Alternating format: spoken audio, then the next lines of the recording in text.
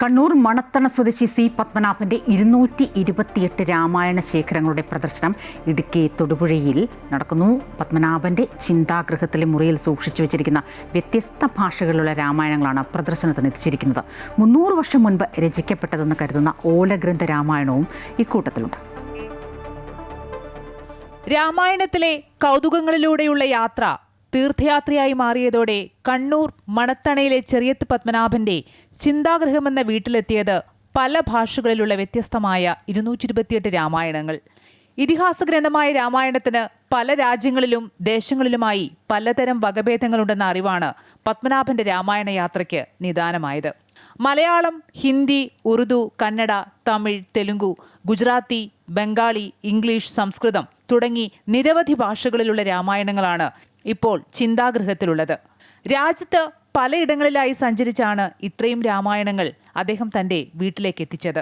അടുത്ത വർഷമാകുമ്പോഴേക്കും രാമായണങ്ങളുടെ എണ്ണം 500 ആക്കണമെന്നാണ് എക്സൈസ് വകുപ്പിൽ നിന്ന് പ്രിവന്റീവ് ഓഫീസറായി വിരമിച്ച പത്മനാഭന്റെ ആഗ്രഹം. 300 വർഷം മുമ്പ് രചിക്കപ്പെട്ടതെന്ന് കരുതുന്ന ഓലഗ്രന്ഥരാമായണം നിധി പോലെയാണ് പത്മനാഭൻ സൂക്ഷിക്കുന്നത്.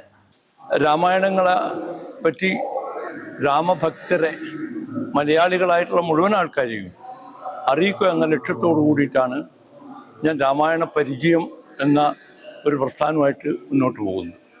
ലോകത്തിൽ ഇന്ന് രാമായണത്തിന് 3000 വേർഷൻസ് ഉണ്ട് എന്നാണ് കണ്ടെത്താൻ സാധിച്ചിട്ടുള്ളത്. മലയാളത്തിൽ മാത്രം 84 മുൻപേ 300 വേർഷൻസ് ഉണ്ട് മലയാളത്തിൽ. അതിൽ ഏകദേശം ഒരു 170ഓളം വേർഷൻസ് എൻ്റെ കയ്യിലുണ്ട്. മാപ്പിള രാമായണം, ഇശൽ രാമായണം, 1.5 സെന്റിമീറ്റർ വലിപ്പമുള്ളത്, 1 ഇഞ്ച് വലിപ്പമുള്ളത്, ഒറ്റ ശ്ലോകത്തിലുള്ളത്, അങ്ങനെ രാമായണ ശേഖരത്തിന്റെ വൈവിധ്യമേറുന്നു. വിവിധ വ്യാഖ്യാനങ്ങളും 17ാം നൂറ്റാണ്ടിലെ രാമായണ ചിത്രീകരണം പുസ്തകമാക്കിയതും ഇതോടൊപ്പമുണ്ട്.